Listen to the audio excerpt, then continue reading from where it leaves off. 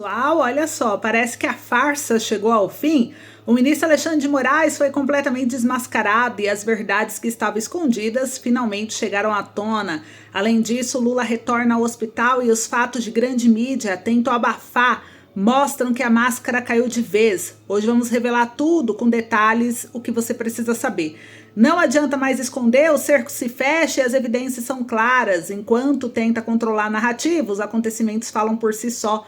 Aqui você vai conhecer a verdade sem censura e manipulação, porque o Brasil merece saber o que realmente está acontecendo nos bastidores do poder. Então já deixa o seu like aí, se inscreve no canal, compartilha o vídeo para que mais pessoas tenham acesso às informações que a mídia tradicional às vezes não quer que você saiba, né? Vamos juntos transmitir a verdade? Olha só, o Brasil tem sido um palco de uma série de acontecimentos que revelam a fragilidade, a parcialidade de suas instituições, sobretudo no que se refere ao Supremo Tribunal Federal, que é o STF, e o governo Lula. Recentemente vieram à tona informações de que o ministro Alexandre de Moraes teria apresentado apenas trechos seletivos da delação de Mauro Cid contra Jair Bolsonaro, omitindo partes que poderiam contrariar a denúncia contra o ex-presidente. Gente, olha isso, essa tal atitude escancara um problema grave, a instrumentalização da justiça para atender a interesses políticos. O STF, que deveria ser um pilar de imparcialidade e segurança jurídica, tem atuado de forma a beneficiar determinados grupos, ignorando princípios básicos do devido processo legal. A manipulação seletiva de informações não apenas mina a credibilidade do judiciário, como também coloca em xeque a própria democracia, criando um ambiente de insegurança jurídica e também perseguição política. Só para vocês entenderem aqui o que aconteceu, tá aqui na Folha de São Paulo. A Folha de São Paulo foi quem divulgou a matéria. Procuradoria-Geral da República omitiu falas de Mauro Cid que contrastam com denúncia contra Bolsonaro. A Procuradoria, por outro lado, enfatizou pontos da delação do tenente-coronel que incriminam o ex-presidente. Então, a denúncia da Procuradoria-Geral da República contra Bolsonaro usa a colaboração do Mauro Cid como importante mecanismo de confirmação de trama golpista, mas, ao mesmo tempo em que exalta pontos que incriminam o ex-presidente, deixa de fora falas do ex-auxiliar que contrastam com a acusação. A análise dos 3 últimos depoimentos dados em novembro e dezembro de 2024 por Cid, que chefiou a ajudância de ordens de Bolsonaro, mostra várias afirmações do tenente-coronel que não foram cotejados nem a título de contraditório na peça assinada pelo procurador-geral Paulo Gonetti. E desde que firmou delação em setembro de 2023, Cid promoveu alguns episódios que vai e vem em suas declarações. Em áudios que enviou a um interlocutor e que vazaram, chegou a dizer que estava sendo pressionado a relatar episódios que nunca ocorreram. Por outro lado, mudou em novembro a versão que vinha dando após ser confrontado por elementos de investigação e se ver ameaçado de perder a delação e ser preso. Então, a denúncia é elaborada com base nas investigações da Polícia Federal e chega a avançar em relação a algumas das conclusões policiais. Ela é composta também de vários elementos de provas, como quebras de sigilo e outros depoimentos, e um dos pontos principais da denúncia é a existência do Plano Punhal Verde-Amarelo, que trazia um cronograma de virada de mesa institucional, que incluiria a morte do ministro Alexandre de Moraes e da chapa presidencial eleita Lula e Geraldo Alckmin. A Procuradoria-Geral diz na denúncia que Bolsonaro sabia do plano e o autorizou. Usa para isso uma troca de mensagem entre Cid e o general Mário Fernandes, possível autor do documento. O general fala de uma conversa com Bolsonaro que teria dito que qualquer ação poderia ocorrer até 31 de dezembro. A denúncia não inclui a versão do Cid, que nos depoimentos afirma não saber se Bolsonaro sequer tomou conhecimento do documento. Eu não tenho ciência se o presidente sabia ou não do plano que foi tratado, do punhal verde-amarelo, e se o general Mário levou esse plano para ele ter ciência ou não. Disse Cid em depoimento dado à Polícia Federal em dezembro e ignorado na denúncia. A Procuradoria-Geral da República destaca a delação de Cid no ponto em que ele confirma que Moraes foi monitorado 2 vezes, uma a pedido de militares que faziam parte do grupo operacional do punhal verde-amarelo e outra a pedido do próprio ex-presidente. Mauro Cid confirmou ainda, escreveu Paulo Gonetti, que quem solicitou o monitoramento do ministro Alexandre de Moraes foi o ex-presidente Jair Bolsonaro. A denúncia deixa de fora, porém, que na versão de Cid, Bolsonaro pediu monitoramento não no contexto de operação de assassinato, mas porque estaria irritado por ter recebido a informação de que o ministro, seu desafeto, estaria se encontrando com seu vice Hamilton Mourão. Outro ponto em que a denúncia colide com as falas de Cid sem que essas sejam mencionadas, refere-se ao dia 15 de dezembro de 2022, data em que a operação de assassinato de autoridades teria sido colocada em prática e abortada. A Procuradoria-Geral destaca mensagens entre um dos militares e Cid, que estava fora de Brasília. Após a operação ser abortada, Rafael Martins de Oliveira enviou mensagens 21h05 via aplicativo WhatsApp para Mauro César Barbosa Cid, afirmando: opa! Cid respondeu às 21h16 com: vou mudar de posição.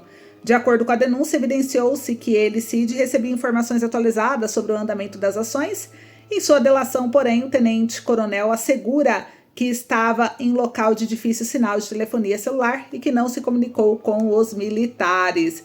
Outro ponto importante da trama golpista diz respeito a uma reunião de militares em Brasília no dia 28 de novembro de 2022, no contexto de elaboração de uma carta interna com o intuito de pressionar o comandante do Exército, Marco Antônio Freire Gomes, a aderir ao golpe.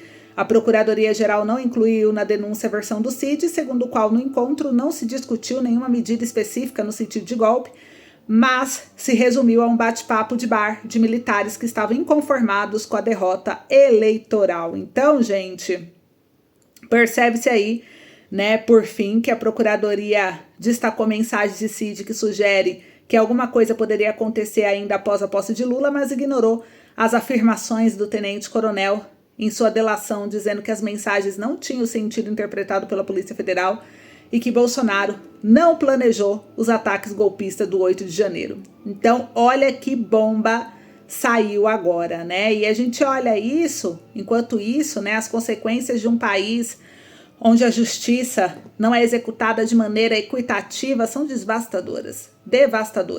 O sistema legal ele se torna uma ferramenta de coerção e não de justiça, gerando instabilidade política, incerteza econômica e desconfiança generalizada nas instituições. Empresas hesitam em investir, cidadãos se sentem desprotegidos e a polarização se intensifica. A seletividade nas investigações e denúncias gera um clima de impunidade para alguns e perseguição para outros, corroendo os fundamentos do Estado de Direito. Comenta aí o que vocês acham. Enquanto isso, em meio às crescentes críticas e denúncias contra o governo, Lula retorna ao hospital para exames de rotina. Embora oficialmente sejam procedimentos médicos comuns, a coincidência com a onda de más repercussões levantam suspeitas sobre uma possível tentativa de desviar o foco dos problemas enfrentados por sua gestão. Em momentos de crise, governantes frequentemente utilizam táticas para distrair a opinião pública e não seria surpreendente que o estado de saúde do presidente fosse explorado politicamente para suavizar as críticas que vem recebendo. Então o G1 publicou aqui em nota, né, que, vou ler aqui a matéria um trechinho: Lula passa por exames de rotina no Hospital Sírio-Libanês em São Paulo. O boletim médico indica que resultados dos exames estão dentro da normalidade, inclusive a tomografia do crânio do presidente. Então tá aqui, né, o Lula passou por exames de rotina na quinta-feira, dia 20, no Hospital Sírio-Libanês, que fica na Bela Vista, em São Paulo.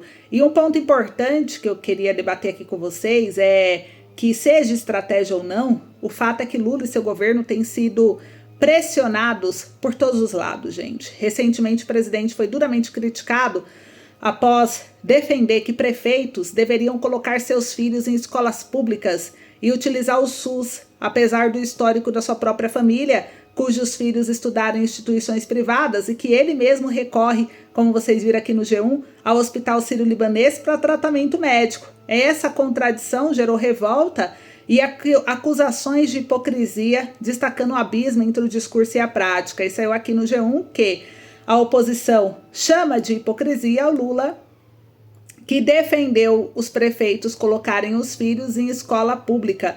O Lula deu a declaração em evento sobre alimentação escolar na segunda e disse que o país não vai estar certo nunca. Em rede social, opositores criticaram Lula por não usar o SUS e nem o transporte público, que ele quer que os prefeitos usem.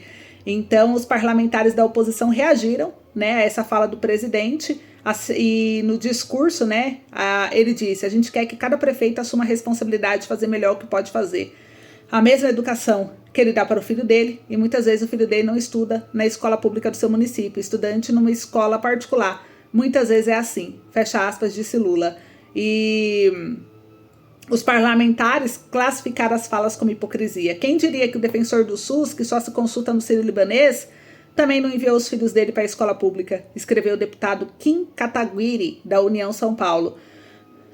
Para quem é atendido no Sírio-Libanês, tá fácil criticar, escreveu na mesma linha a senadora Damares Alves. Hipocrisia do dia. E você, Lula, usa o SUS? Usa transporte público? Ah, me poupe, publicou o senador Jorge Seife, do PL de Santa Catarina. Enquanto Lula cobra que os outros usem o SUS, ele se trata no Sírio-Libanês, um dos hospitais mais caros e sofisticados do país.